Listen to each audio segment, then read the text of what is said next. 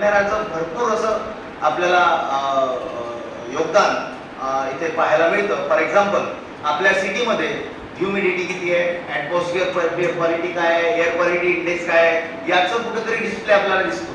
यामध्ये फिजिक्सचे लोक असतील, केमिस्ट्रीचे लोक असतील, यांच्या सहाय्याने व कॉम्प्युटरचे लोक असतील तर त्याच्यामध्ये त्यांनी डिस्प्ले बनवून दिला.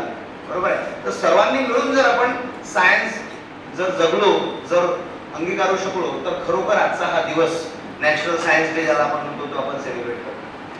हा नॅशनल सायन्स डे हा कार्यक्रम नुसतं झुऑलॉजी विभागाचा नाही, नुसतं मायक्रोबायोलॉजी विभागाचा नाही, नुसतं फिजिक्स विभागाचा नसून किंवा नुसतं केमिस्ट्री विभागाचा किंवा कॉम्प्युटरचा नसून तो सर्व विज्ञान, जे लोक विज्ञान शिकवतात त्यांच्या सर्वांसाठी आजचा सेलिब्रेशनचा डे आहे. बरोबर आहे. ज्या प्रकारे वैष्णवी वैराण्याने सांगितलं, ज्या प्रकारे शिशिरनी सांगितलं, ज्या प्रकारे सायलीनी सांगितलं, ज्या प्रकारे कोरेंनी सांगितलं, बरोबर आहे.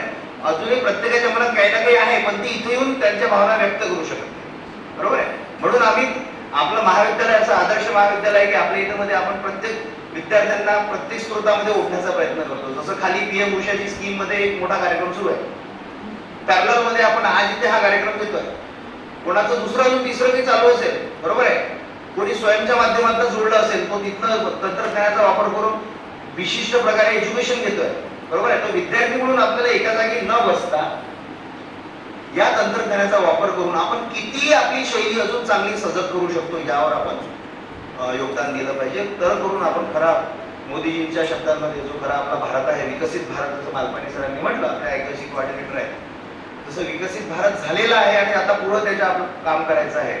तर एवढं बोलून हे माझं जे मनोगत आहे ते मी इथे थांबवतो व आभार प्रदर्शनाला सुरुवात करतो. तर आमच्या